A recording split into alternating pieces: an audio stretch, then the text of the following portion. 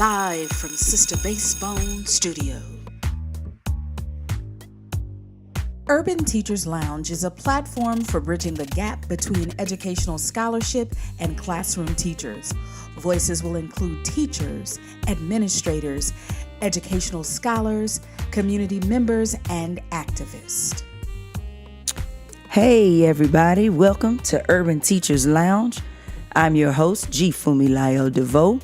This podcast is unapologetically for Black teachers, unapologetically by Black teachers. The purpose of the program is to bridge the gap between educational scholarship and classroom teachers. Today, I'm talking to you directly from some research. We will be looking at an article entitled Images and Words That Wound, Critical Race Theory, Racial Stereotyping, and Teacher Education. So, go on and grab your cup of coffee and let's talk. USA. Hello, hello, hello. Do I have a show for you? So let me give you some context right now.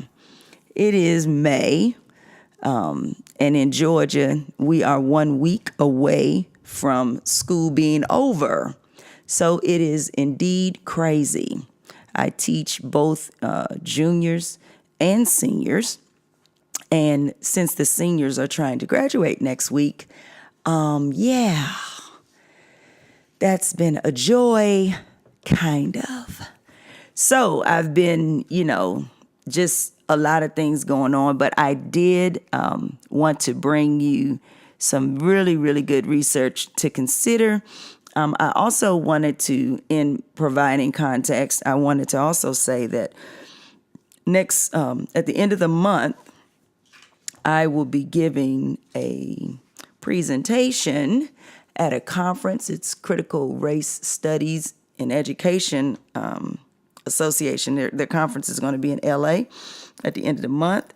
I am so excited to have a CFP call for proposal, my proposal, to be accepted on this national stage. So the title of my paper and my / presentation is Interrogating the Myth of Unworthiness, Punitive Accountability Measures in Urban Public Schools that Uphold White Supremacy and Black Inferiority. So I'm telling you this because it is relevant to today's show. So I wanted to start with, again, looking at the title, Images and Words That Wound, Critical Race Theory, Racial Stereotyping, and Teacher Education. This article is a direct piece that I will be using for my presentation. And ultimately, when I write an article, I'm really excited to one day be published in a scholarly situation. So let's start out. The author of this article is Daniel G. Solorzano. And he opens this article with a quote that we really need to sit and think about. Like, let's really meditate on these words. It says, the major and overriding psychiatric problem of the Black minority is the withering effect of racism.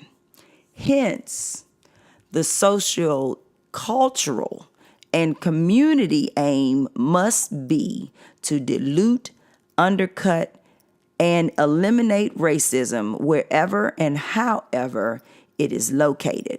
And this quote comes from a Mr. Chester Pierce, and he said this in 1974. So just as our thought for this whole for the article indeed, but even my review of the article, the major and overriding psychiatric problem of the Black minority is the withering effect of racism. Hence, the sociocultural and community aim must be to dilute, undercut, and eliminate racism wherever and however it is located.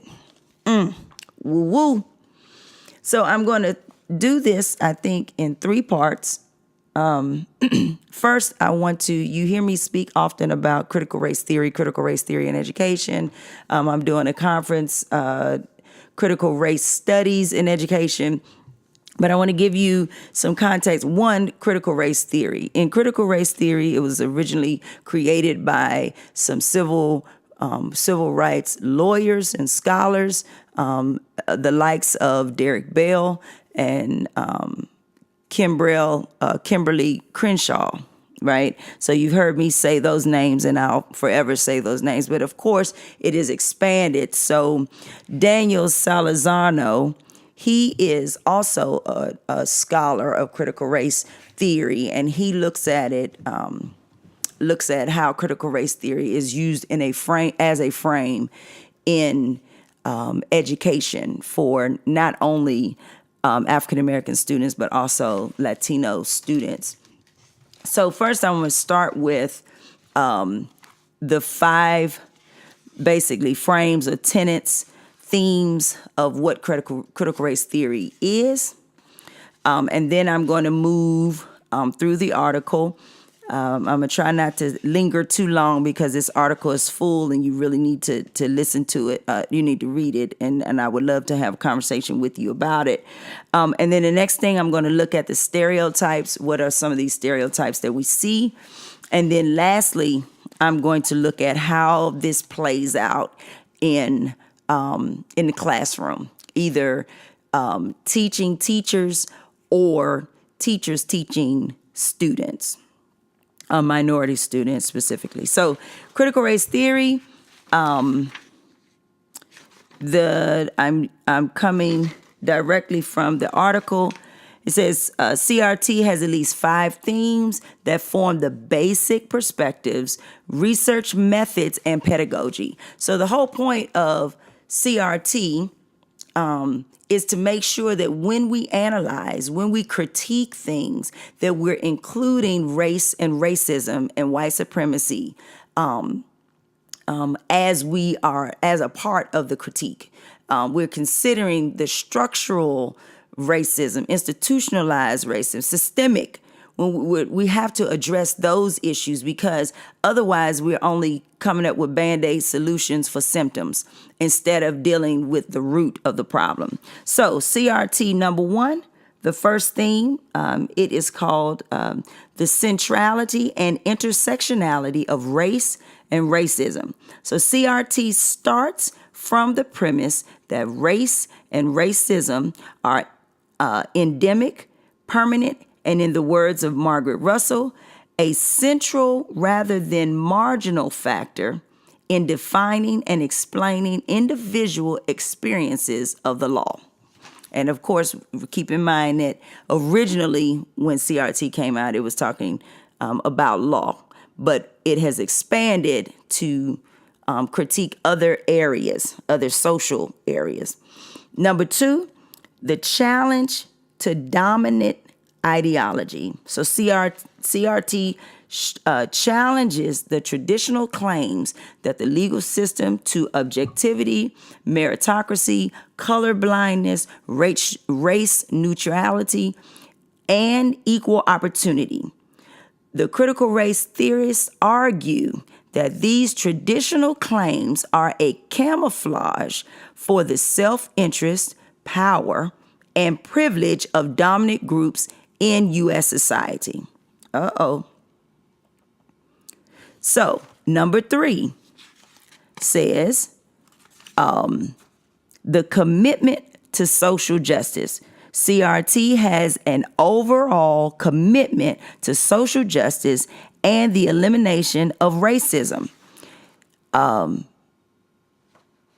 ultimately, the goal of eliminating all injustices, racism, gender bias, class bias, sexual orientation bias, right?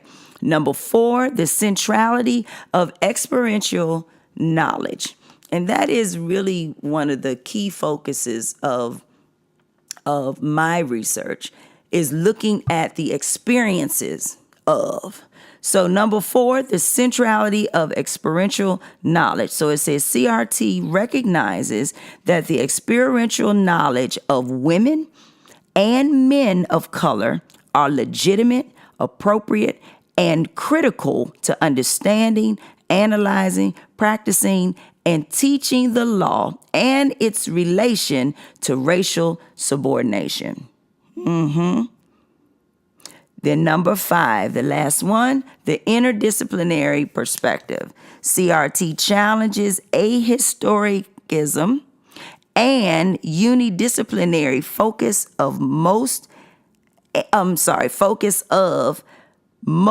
analysis, and insist on analyzing race and racism in the law by placing them in both an historical and a contemporary context using interdisciplinary methods. And then there's just one more thing. I think this was the quote. No. So that's just look at, think about these 5 things for a second. What I will do is have a podcast to address each one of these. So I might just build it out as, part 1 is, this is one tenet. Part 2, this is another tenet, because each one of these deserve, true critiquing and analyzing and digesting and reflection to understand why these scholars created this framework to look through to help us as Black educators to tell our story. And it is important to have the vocabulary of the dominant culture, no matter how much I get upset about that. It is important to be able to articulate our space, place, and our reality. Okay, so with those 5 things, we're looking at social justice, we're looking at racism, we're looking at dominant ideologies, how this plays out, and historical context, right? Interdisciplinary perspective. Now, I'm flipping through. This writer gave a definition for racism that he used Audre Lorde's definition of racism, which is this: the belief in the inherent superiority of one race over all others, and thereby the right to dominance. So the key is you genuinely believe that one race is inherently superior of all the races. Therefore, they have the right to dominate. Oh, wow. So I'm pausing because I'm thinking about my students. I've had plenty of students to ask me, Ms. DeVoe, can Black people be racist? And depending on what day it is, I might get, there's no telling what definition I might give you at that moment. But to listen to this, it says to believe in an inherent superiority of one race over others. And then because of that, you then have the right to dominate, take over, oppress, do what you want to do because you're the ace. Okay, I'm going to have to get that definition to my students. And then they give another definition by Manning Marable. And Manning Marable says racism, it defines racism as a system of ignorance, exploitation, and power used to oppress African Americans, Latinos, Asians, Pacific Americans, American Indians, and other people on the basis of ethnicity, culture, mannerisms, and color. Okay. And then they just put these two definitions together to really make it plain. And I'm breaking this all the way down because we have to understand when we're saying something is a racist system, what exactly do we mean? Because most people don't, they just think of racist as one way, but you're not giving a full definition, or what definition are you using? So then he adds these two together and he comes up with three themes for racism. Number one group believes itself to be superior. Very simple. Number two, the group which believes itself to be superior has the power to carry out the racist behavior. And number three, racism affects multiple racial ethnic groups. So in merging that definition of racism, he's giving us a broad yet very specific understanding of what racism is. And now think about racism and how it plays institutionally with the school policies, right? With the school standards, with the school testing, think about who has the power to make the books, who has the power to create the tests, who has the power to do evaluations of teachers. Because it's not just enough to say you're a racist and you think that you're better than me. You also have to come with a power to maintain your superiority by making sure you oppress. And then we can take race slightly out for a minute and say, how else are you using this power? So we look in the news right now, we see this power over women's bodies. We see this power over, we are complaining, or we're shouting Black Lives Matter. We're shouting that women's rights matter. We're shouting that Latino rights matter. In the sense of immigration, in the sense of women's bodies, right? But there's still a power, race, gender, and class, race, gender, and class. That's what I've been teaching all year, race, gender, and class. Race, gender, and class still has a power and a structure for that power. Okay, I'm just giving it to you because I told you this is going to be a good one. Then they give the next thing, so shifting to part two of this, stereotypes, an exaggerated belief associated with a category. Its function is to justify or rationalize our conduct in relation to that category. So not only do you have a stereotype, an exaggerated belief about something, but then because of that stereotype, you function in a way to justify and rationalize how you deal with that. So let's talk about education now. So if I say you're low performing, you come from a single household, you're a welfare mother. If I say that you live you're an at-risk child because you live in an at-risk neighborhood. See, if I paint all these stereotypes, then I'm okay with taking money out of your school and giving it to charter schools. Come on, somebody.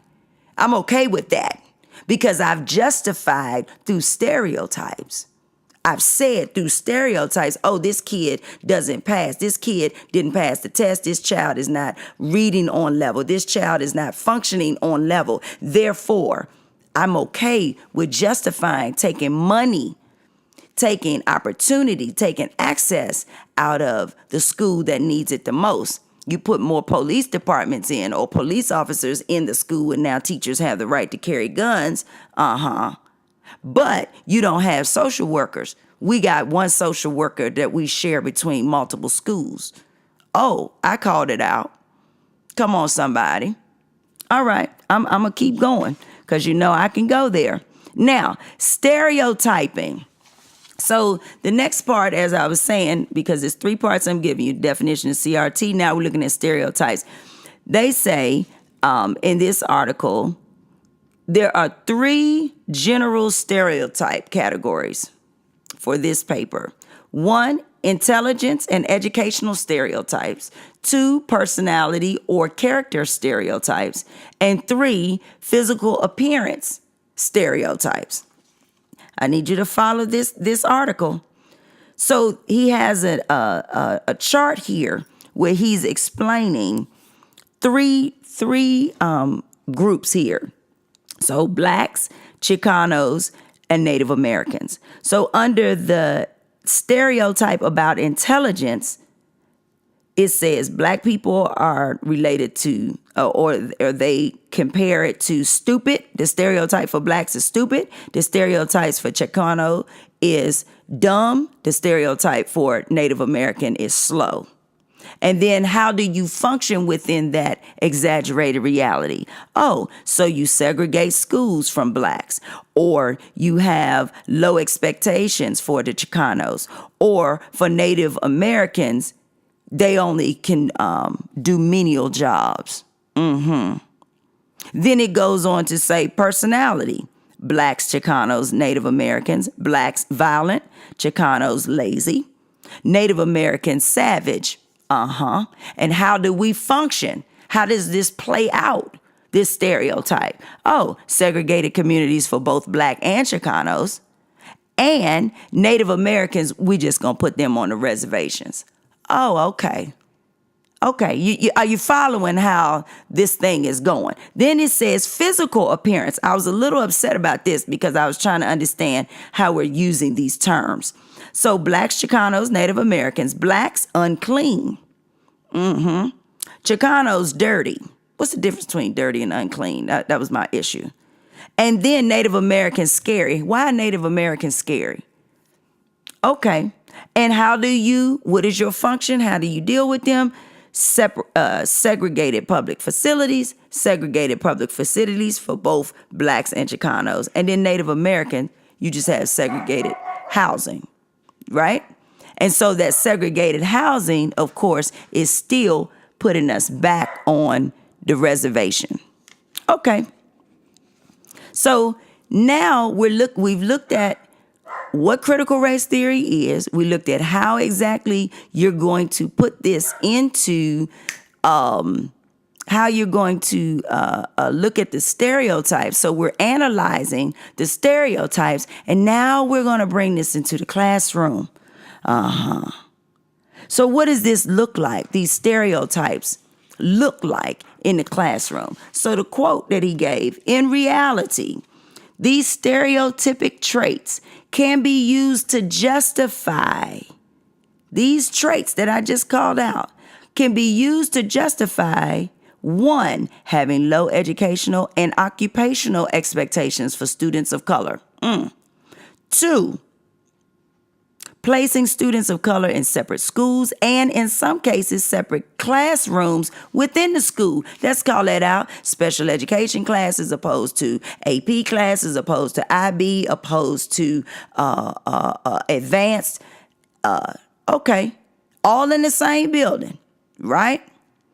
Number 3, remediating the curriculum and pedagogy for students of color. For me, that almost goes back to having low expectations, but, there are ways we have to put it within context. Number 4, maintaining segregated communities and facilities for people of color. It's amazing how after Brown versus Board of Education, it said no segregated schools. They were illegal. But once white flight took place and all the white folks moved out of the cities, because they didn't want their children, some did not want their children to be educated with black children. Right after that, miraculously, we still have 99% black schools, 99% Latino schools, right? I'm sure the same with Native American schools. We have still segregated or apartheid school system, but it's legal now because you call it de facto segregation, meaning, we're only segregated by circumstances, not by the law. Or are we playing games with the law to make the circumstance a reality? I called that out. I'm just asking questions. And then the very last one on this list says, expecting students of color to one day occupy certain types and levels of occupation.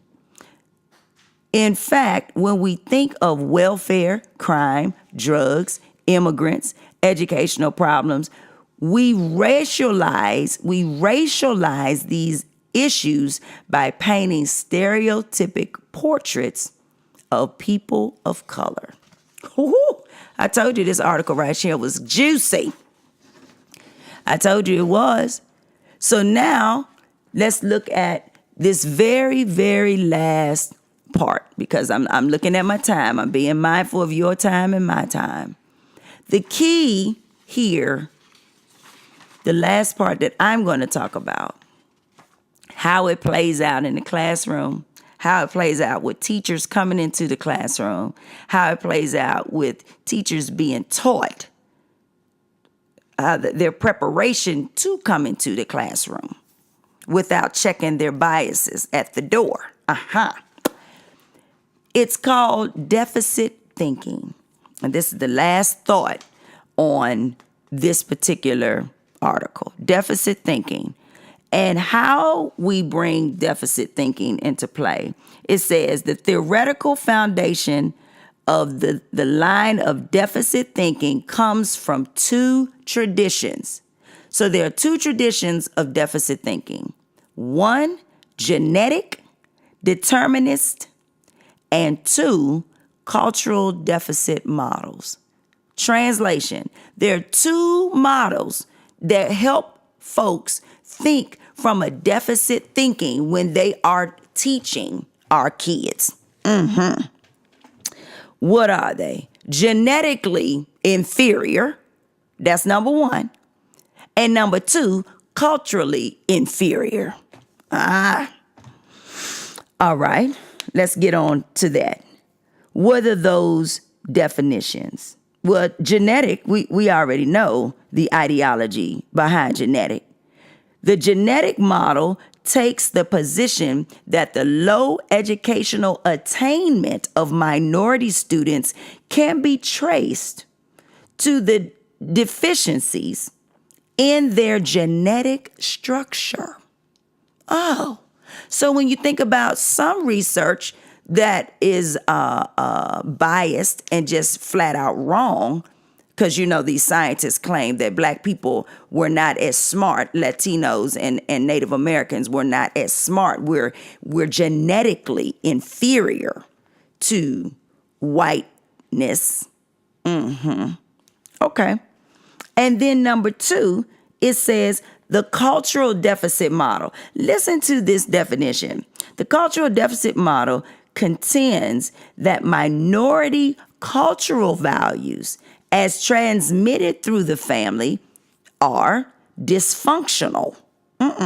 You know, I get in my feelings when you go to talk about dysfunctional. Are dysfunctional and therefore the reason for low educational and later occupational attainment. Okay, let me keep on giving you something, because don't be mad. Let me finish reading so you can really get mad. The model focuses on such deficit cultural values as present versus future time orientation, immediate instead of deferred gratification, and emphasis on cooperation rather than competition, and placing less value on education and upward mobility. Wow. Where do we start on that one? Or shall I just leave you with that to meditate, marinate on that one? But let me just add this little one part right here. When you say immediate instead of deferred gratification, again, let's look within the context. If a student is hungry, their first thing that they're going to be focused on is eating, not deferring to, oh, I'm just going to hope eventually I'm going to eat, even though some of them might be doing it. And I'm going to focus on this learning. Come on now. So I want y'all to think about this. So my question is, I'm leaving you with some thoughts. The conclusions in the article, because I'm really just giving you a full review of this article. Critical race theory provides a framework to challenge the generic and the genetic and cultural deficit theories. That's the whole reason why we have to look at, analyze, use, think, reflect on critical race theory so that we can challenge some of these things that are out here, these stereotypes, these articles that we know that are incorrect. We're challenging this ideology of genetic and cultural deficit theories, right? So then it becomes it says we must define, analyze, and give examples for the concepts of race, racism, and racial stereotypes. We have to tell our stories, which is the reason why I created this podcast, to give voice to your experiences, to give voice to our experiences in the classroom, what we're learning, what we haven't learned, to provide research to give us vocabulary words. Because when you are able to use not in a cliche way, but using vocabulary words to explain, to give an additional lens, a meaning, to, how we say in the classroom, to differentiate that instruction. That's what we need these other words for, because depending on who we're talking to and what stories we're trying to tell, we need to be able to differentiate that instruction so they understand what we said. So they realize, oh, we're not just arguing. We're not just trying to be, combative. We're not just trying to be militant, because that's always the story that I hear. You're militant. No, I can read. And let me tell you why I'm upset, right? So I'm going to stop right there because I'm well over my time. But I'm very excited about this article. I hope that you get a chance to read it, reflect on it. I hope that you also will think about how we can analyze the systems that are in place that are hurting teachers, particularly with evaluations, particularly with, this punitive teaching or punitive, oh, you didn't have something written down on the wall, so you're not doing something, right? Okay, I'm going to leave that one there. I hope that we sit and think about the standards and the things that are put in place that are not culturally relevant to our students or do not get a full picture of what our kids can do because you're looking only from one lens. Like, let's think about that. What are the biases that we're taking into our own classrooms? And how do we unlearn some things so that we can move forward and be more progressive and fight the power, right? Fight the power structure, because it is our children and we have to give them our very best with all the knowledge that we can find, right? All right, so I'm glad that you were here today. I hope you share this podcast with your community of teachers, scholars, and activists. I would definitely love to hear from you. Follow me. That's that Tupac. Follow me, right? On Facebook, Instagram, Podomatic, YouTube. I'm also now on Spotify and I'm on iTunes. Until we meet again, peace, power, and progress.